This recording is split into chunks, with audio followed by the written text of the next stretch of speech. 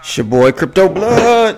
What's going on, people? Another day. It's Monday. Fun day. Every day is a fun day, huh? It was Sunday fun day. Now it's Monday fun day. But it's your boy, let's get it started. I want to jump right into it because I have a few things to talk about, really, to be honest with you today. First thing, if you haven't seen, I said it. I said this was happening. This would happen. Bitcoin is making a pullback, and we're going to take a look at that chart in a second here. So first, let's take a look at market cap, though. So we have the market cap. I'm going to do a refresh because I don't think this is the most up to date. It wasn't. So we have market cap sitting at 198 billion, down a little bit from 200 billion yesterday. Bitcoin's dominance also pulled back a little bit here, so we're sitting at 60.8% BTC dominance, and we're looking green on the alts and crypto assets. So we may start, maybe we're seeing some of that sloshing starting to happen. We'll see. We'll keep an eye on it. But what I wanted to highlight was that CB chart. So as I told you guys yesterday, we can't have angles higher than 45% degrees. I mean, as far as your slopes in your charts and your price action, that's unsustainable. So we saw something near almost 80%, or not 80%, but 80 degree angle. I would say 80 to 75. I'm just eyeballing it, but very steep slope, and we saw that break today. What you can't see here, I'm zooming in, but this candle from yesterday, how that formed and closed, is a good indication that we're going to see a slight pullback. As you can see, my the lines I drew from yesterday will kind of, in my opinion, give you a somewhat of an indication how this may form or play out in the next week or two. And someone made a comment about fundamentals. If we see, like China do something, come out with some news about, lifting the ban.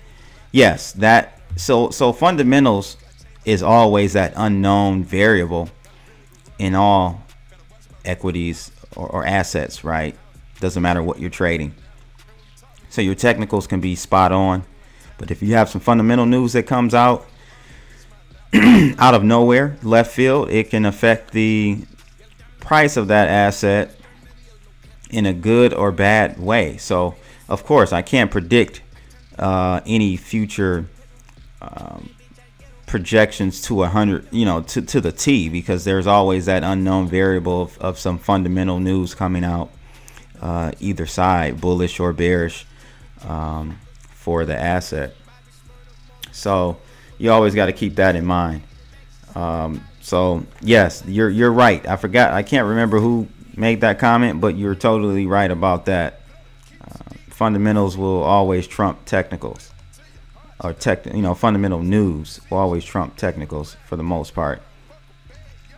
So again, I think we're going to see a pullback possibly to the 68, 88 range, 7,000. It depends. I'm looking at this chart from Bitstamp. So every exchange is going to have different price actions and such. So I can't fully give you a direct price. I can just give you a range. If we go below the secure the bag line that I drew, what I'm seeing here, just kind of eyeballing it, we will have this looks like a good floor. So that's 6,000. So if we break through, if we break through this 45 degree trend line I drew, we break through that, then the 6,000 area is a good support area for Bitcoin. So we will see, people.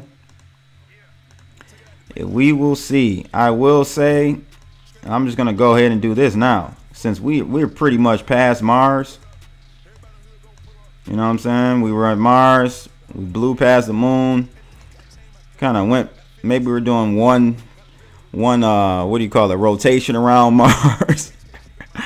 But I think the next stop, people, I have another Fibonacci extension out here toward the 10,200 area. I think that's a good spot. So what I'm going to do here, I'm going to put another line for us, if I can find it. It's crazy. Horizontal line.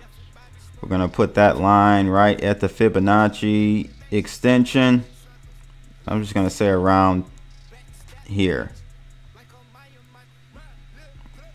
And I'll change this to, let's do yellow, and I'll do a dot and make it a little bit thicker.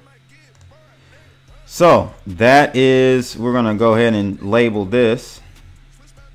Actually, I'm gonna draw what planet is after Mars. I think it's Jupiter. I think it's Jupiter. So I'm gonna do this for you guys. You gotta have fun when you're trading, people.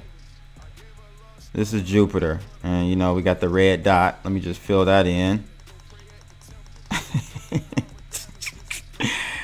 Oh man, I cracked myself up. So this is Jupiter. Jupiter. Hope that's how you spell it. I think that's how you spell Jupiter. If not, I'll correct it.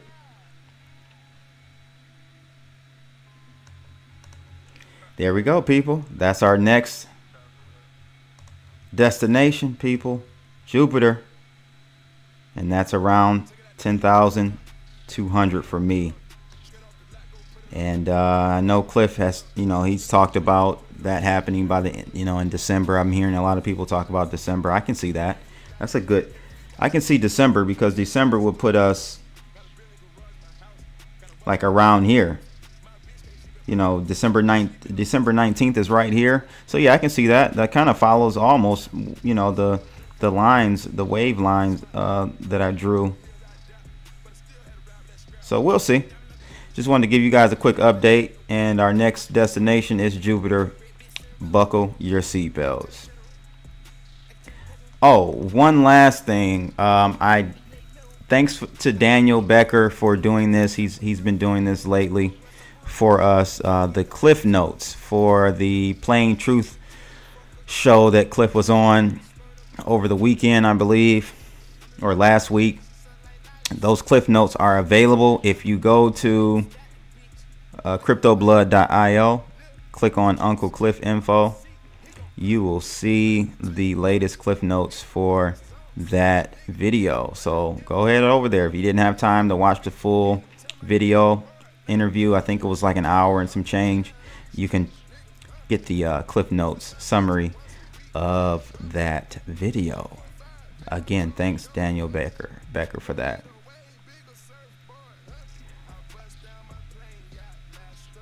Next up, we have what I wanted to talk to you guys about.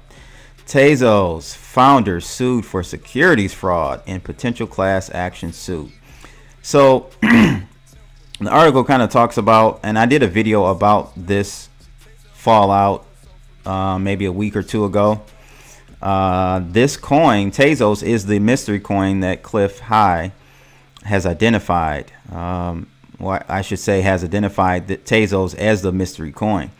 So he said there were two outcomes with this whole debacle. It will be that the mystery coin ends up coming out and, you know, goes to the moon, and giving, you know, the people who participated in the ICO or post ICO a huge return. Or the latter scenario would be that Tezos eventually it would drag on in court for I don't know how long, but eventually everyone got their original ETH back or Bitcoin back. And at that point, when they got their Bitcoin or ETH back, the price of Bitcoin and ETH would be so high. That's where your huge returns were in this whole thing. So I'm assuming if that's going to be the case, because he said it's one of the biggest returns you'll see from, you know, one of these ICOs. This is probably going to drag out for years. So people won't get these. They get a refund on their money, which I'm thinking is going to be the case. I think that the latter scenario is going to happen, where everything is dissolved and everyone who participated in the ICO just gets a refund of their original ETH or BTC. So if that happens, it's probably going to be a few years from now, and man, Bitcoin will probably be 20, 40, 50,000, 100,000, a million, who knows, right? And I think that's going to be the scenario. But back to the article. This article states, and this article really kind of validates my theory on what the two scenarios that Clif gave, the latter being what's actually going to play out. We have a securities lawsuit, securities fraud lawsuit out, and this is out of California. So it says a lawsuit seeking class action status has been filed in California against the founders and promoters of the controversial Tezos blockchain project. The lawsuit represents the latest twist in the ongoing spat between Tezos founders Kathleen and Arthur Brightman and Johan Gevers, the head of the Tezos Foundation, a nonprofit created to promote and support development of the project. So it kind of goes on talking about the original kind of spat. But what I want to highlight here is this paragraph. It says the suit filed by a San Diego-based law firm, Taylor Copeland Law, on behalf of a plaintiff and Tezos ICO contributor Andrew Baker, alleges that the defendants violated U.S. securities law through the token sale. Specifically, the defendants are being accused of selling unregistered securities, committing securities fraud, false advertisement, and unfair competition. Wow. When reached for comment, Baker Marquardt attorney Brian Klein, who is representing the Brightman, said that his clients plan to aggressively fight the lawsuit. So I mean, this is out of a CoinDesk, and here's a copy of the document, legal doc. This is big, man. As far as, I don't see Tezos really getting off the ground. I'm just going to be honest with you. Would love to know your feedback and your thoughts about Tezos. I actually didn't invest because in Clif's Bare Naked Wealth report, I think the crocodile teeth one back in the summer, he talked about staying away from this project. So we will see, people. Make sure you like and subscribe. If you do subscribe, click that bell so you're alerted on every video that I do. Catch me in, if you want to holler at me like directly, you can catch me in the Webbot chat room. I'll leave the link of that in the description of this video. And I think that's pretty much it. Oh yeah, go get you a Crypto Blood t-shirt. Check it out at cryptoblood.io, and you can get you a t-shirt. Currently we're only accepting Litecoin and Bitcoin. We may add some more at a later date, more cryptocurrencies, that is. I ain't taking no fiat from you. I don't want your fiat. That's it, people. It's your boy Crypto Blood. I'm out. Holla.